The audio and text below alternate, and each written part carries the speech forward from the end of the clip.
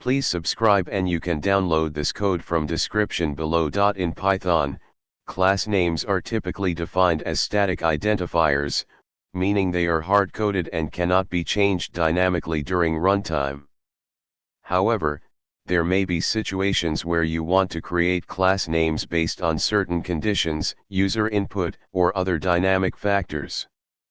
To achieve this, you can use variables to define class names dynamically. In this tutorial, we will explore how to use variables for class names in Python with code examples.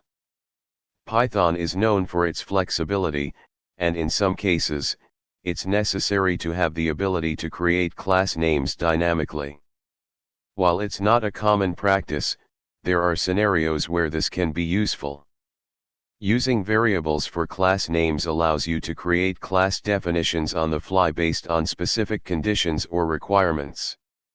To use variables for class names in Python, you can follow these steps. Here's a basic example. In this example, we define a variable class_name containing the desired class name as a string. We then use the type function to create a new class with that name. The second argument of type specifies the base classes, in this case, object, and the third argument is a dictionary that can contain class attributes and methods. Let's look at a more practical example where we use a variable to create class names based on user input. In this example, the user is prompted to enter a class name. We then use the type function to create a class with the name entered by the user. We also define a greet method for the dynamic class and attach it. Finally, we instantiate an object of the dynamically created class and call the greet method.